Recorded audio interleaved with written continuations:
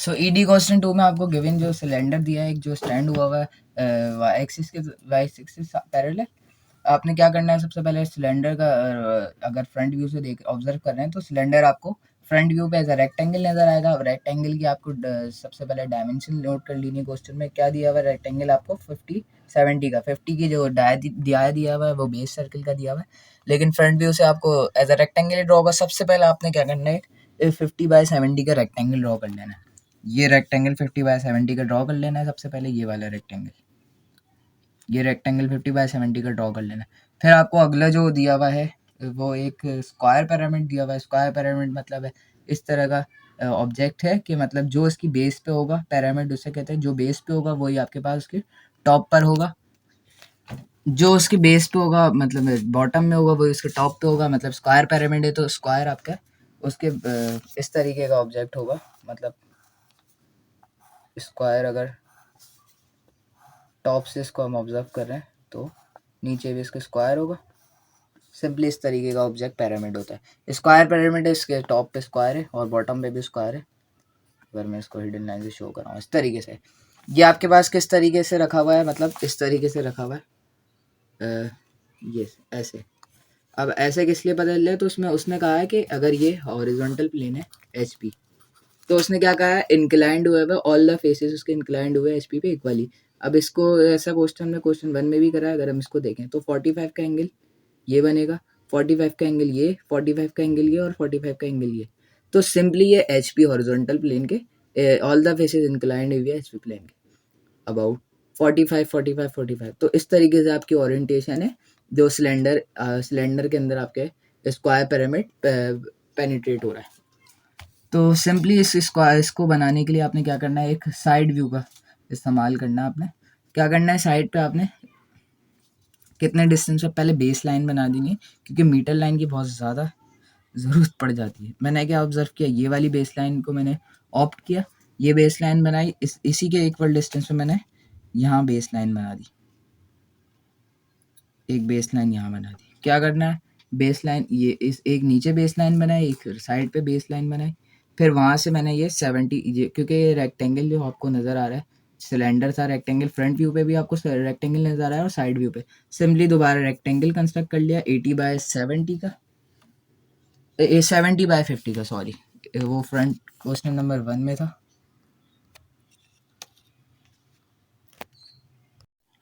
क्या करना है, साइड व्यू पे आपने कंस्ट्रक्ट कर लेना है इस 70/50 का रेक्टेंगल जो आपने बेस लाइन से किया था, बेस लाइन बनाने के बाद। फिर आपने क्या करना है, इसका सेंटर लोकेट करना है। यहाँ से अगर ये साइड इसकी 50 है तो यहाँ से 25 और फिर 75 नीचे, 35 नीचे आपको सेंटर आए। सेंटर पे आपने एक लाइन बना लेनी है, मतलब आर्बिट्रेरी सेंटर की लाइन ऑफ एक्सेस आपने इसलिए कंटिन्यू करनी। सिंपली ये भी आपने कंटिन्यू, इसकी भी सेंटर आपने कंटिन्यू करना, आपका सेंटर है। फिर आपने क्या करना है, आपका टी जो टी स्केल है वो आपका सेट है ड्राइंग बोर्ड के साथ। अगर मैं आपको बताऊं, ड्राइंग बोर्ड के साथ, अगर आपका ड्राइंग बोर्ड है या कोई भी आप टेबल पे काम करता है, आपका टी स्केल इस तरीके से सेट है, ये टी स्केल है, इस तरीके से सेट है। तो आपने बॉक्स बनाने क्या करना है, इस लाइन पे आपने टी स्केल को रखना है, ये लाइन बनानी है आपने। फिर टी स्केल को आप नीचे रखने के बाद सेट स्केल का यूज़ करेंगे 45 वाला। क्या करना है, आपने सेट स्क्वायर प्लेस ऐसे करना है, इस तरीके से सेट स्क्वायर टी स्केल पे प्लेस करना है। यहाँ इसकी रीडिंग होगी आपके पास सेंटीमीटर वाली, जो हम इसकी एक लाइन को डिजिट को आप काउंट करके करते हैं। तो अगर मैं इसको दिखाऊं तो इस तरीके से आपने सेट स्केल प्लेस कर देना है टी स्क्वायर के ऊपर। फिर आपकी सेंटीमीटर वाली लाइन होगी, यहाँ से आपने देखना है, अगर इसकी साइड आपको दी हुई है 25 तो इसकी ये जो लाइन होगी ये 25 की होगी। आपने क्या करना है, इसकी जो ये लाइन है प्लस जो बना हुआ है वो इस तरीके से बना हुआ होगा। फिर आपने ये फिक्स करना है, फिर आपने टी स्केल को अपवर्ड डाउनवर्ड करके ये वाली लाइन फिक्स करनी है। पहले आपने इसको स्लाइड कराना है इस तरीके से, इस पॉइंट को आपने फिक्स करना है कोई भी लाइन नंबर के साथ, जैसे आपका 0 या 1 कोई भी आपने नंबर से अगर चूज़ कर लिया। मैंने अगर इसकी देख लिया यहाँ पे 1 है इसके, मैंने ये लाइन जो है इसको स्लाइड करा करा के फिक्स कर ली ये पॉइंट 1 पे। फिर आपने इसको टी स्केल को अपवर्ड और डाउनवर्ड स्लाइड कराना है और आपने यहाँ पे पॉइंट फिक्स करना है 3.5 वाला।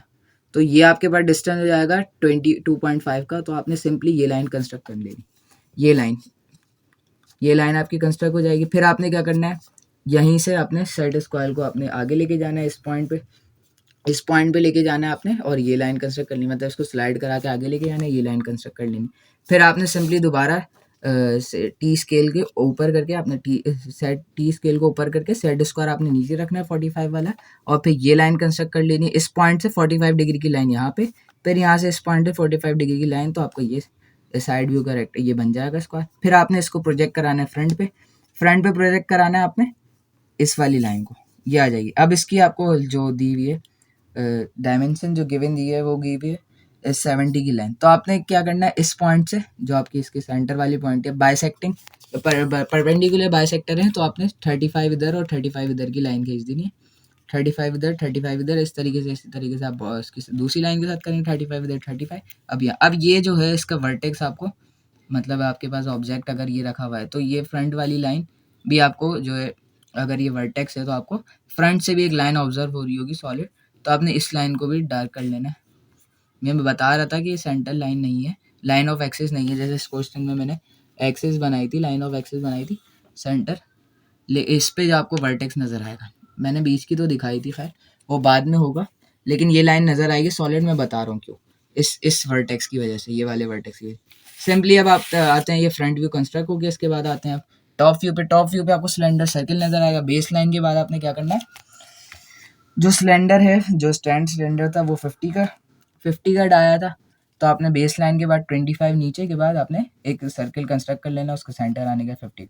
फिर आपने ये वाला रेक्टेंगल बनाना है, कितनी लेंथ होगी इसकी, आपने सिंपली बेस लाइन बनानी है, और इन पॉइंट्स को आपने मीटर लाइन बनानी है, इस पॉइंट को आपने मीटर लाइन पे प्रोजेक्ट कराने हैं सिंपली, फिर इसको आपने टॉप पे प्रोजेक्ट कराने हैं, टॉप व्यू पे, ये आपके पास पॉइंट आ जाएंगे, ये वाले इस सर्किल पे पॉइंट आ जाएगी। अगर इधर से ये पॉइंट आ गया आपके पास, आपको ये लाइन तो पता नहीं है ना, ये पॉइंट आ गया। अब सर इसकी सिलेंडर जो स्क्वायर पिरामिड है, इसकी जो टोटल लेंथ है वो 70 है, तो ये पॉइंट आने के बाद 35 इधर और 35 इधर, और इसी तरीके से ये पॉइंट आने के बाद, ये वाली मीटर लाइन आने के बाद जो आपने इस पॉइंट से ली थी, लाने के बाद 35 इधर और 35 इधर करके आपने ये रेक्टेंगल भी कंस्ट्रक्ट कर लेना है।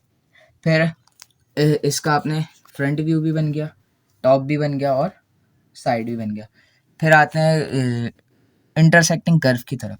अब सिलेंडर है, कोई भी एक जो है ना, अगर कर्व वाली फेस है, जैसे सिलेंडर है और दूसरा स्क्वायर पिरामिड है लाइन वाला ऑब्जेक्ट, तो आपके पास कोई भी अगर कर्व वाला जो ऑब्जेक्ट है ना, तो आपके पास इसमें सॉलिड इंटरसेक्शन का कर्व आएगा। अगर कोई इस दोनों ऑब्जेक्ट आपके पास लाइन वाले हैं, स्ट्रेट लाइन वाले, तो आपके पास लाइन आएगी, जो कि थर्ड या फोर्थ क्वेश्चन में है भी। सिंपली इसमें एक कर्व वाला ऑब्जेक्ट है सिलेंडर, तो आपके पास जो सॉलिड इंटरसेक्शन का कर्व होगा वो कर्व ही आएगा। सॉलिड इंटरसेक्शन के जो मीटिंग पॉइंट आएंगे, जो मीटिंग ऑब्जेक्ट की लाइन आएगी वो कर्व ही होगी। क्या करना है आपने इस कर्व को ऑब्जर्व करने के लिए, वही वाला मेथड यूज़ करेंगे कि आपने इन पॉइंट्स को सबसे पहले क्या करना है, मीटर लाइन पे गिराना है, मीटर लाइन से टॉप व्यू पे जाना है, फिर टॉप से फ्रंट पे जाना है, और एक उस पॉइंट को आपने डायरेक्ट फ्रंट व्यू पे लेकर आना है।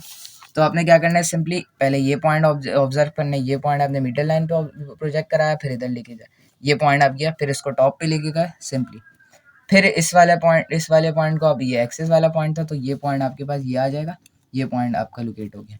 इसी तरीके से आपने ये वाले पॉइंट को लेना है, इसको मीटर लाइन पे प्रोजेक्ट कराना है, फिर ये पॉइंट आपका ये आ जाएगा, सिंपली आपने इसको ड्रॉ करना है, ये पॉइंट आ जाएगा आपका। फिर नेक्स्ट पॉइंट के लिए इस पॉइंट को लेंगे, आपने मीटर लाइन पे प्रोजेक्ट कराना है, फिर ये लाइन इसके साथ यहाँ आ जाएगी, फिर इसको वापस आपने फ्रंट व्यू पे प्रोजेक्ट कराना है, देखें ये वाला आ जाएगा, फिर आपने फ्रंट पे प्रोजेक्ट कराना है, तो आपके पास ये पॉइंट आ जाएंगे। फिर अब देखें ये पॉइंट आ गए, लेकिन आपको कर्व का पता नहीं चल रहा, कर्व ऐसा बनेगा या कर्व ऐसा बनेगा। अगर आपके पास 3 पॉइंट आ गए ऐसे, तो आपको इससे पता नहीं चलेगा कि कर्व को ऐसा बनना है या ऐसा बनना है, किस तरीके का कर्व बनेगा, या ऐसे बनेगा या ये वाला कर्व बनेगा या ये वाला। तो आपको एक और पॉइंट की ज़रूरत है। अब एक और पॉइंट लोकेट करने के लिए हम क्या करेंगे, सिंपली कोई भी पॉइंट देख लेंगे, अगर हम इसको मिड ले रहे हैं, सिंपली इसका अगर हम मिड पॉइंट ले रहे हैं, तो मिड पॉइंट के लिए क्या करना है, आपने मिड लोकेट कर लिया, अगर इसकी साइड 25 की तो 12.25 का आपने मिड पॉइंट मार्क कर लेना है सिंपली, इन दोनों साइड्स के, तीनों साइड्स के, बल्कि चारों साइड के। इसको आपने मीटर लाइन पे प्रोजेक्ट कराना है, फिर मीटर लाइन से टॉप पे ये पॉइंट आ गया, फिर उसको आपने फ्रंट पे ले जाएंगे, फिर इस पॉइंट को आपने डायरेक्ट फ्रंट पे प्रोजेक्ट कराना है, जहाँ पे ये दोनों मीट होंगे आपका ये पॉइंट आ जाएगा, ये पॉइंट लोकेट हो गया। इस तरीके से इस वाले पॉइंट के साथ भी करना है, आपने इसको प्रोजेक्ट कराना है मीटर लाइन पे, मीटर लाइन के बाद इस पॉइंट पे। अब ये पॉइंट आपका जो आया वो इधर आया था। इसको आपने सिंपली अगर देखें ये वाले पॉइंट को, तो ये पॉइंट एक मतलब यही वाली लाइन बनेगी। तो सिंपली मैंने इसको ड्रॉ नहीं करा था इस लाइन को, ये वाले पॉइंट को, सिंपली इस लाइन को कंटिन्यू किया था जो मैंने टॉप व्यू पे प्रोजेक्ट कराई थी टॉप पे, और फिर इस पॉइंट को मैंने डायरेक्ट इधर ले गया था, तो मेरे पास ये पॉइंट आ गया था। सिंपली यही करना है, इस पॉइंट को मीटर लाइन पे, मीटर लाइन से टॉप पे, टॉप से फिर फ्रंट पे, ये पॉइंट और ये वाला पॉइंट दोनों सेम हो गए। फिर मैंने इस पॉइंट को करा था, इस दूसरे वाले पॉइंट को डायरेक्ट इधर प्रोजेक्ट कराया। अब इन दोनों की लाइन दोनों सेम है, तो मीटर लाइन पे प्रोजेक्ट कराई मैंने एक ही लाइन।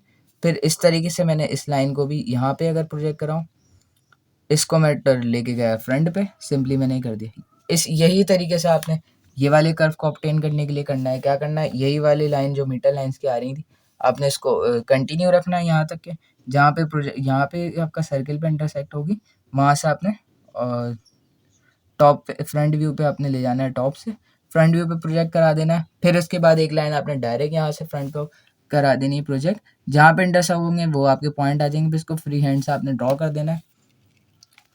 ये आपके पास क्वेश्चन 2 कंप्लीट हो जाएगा।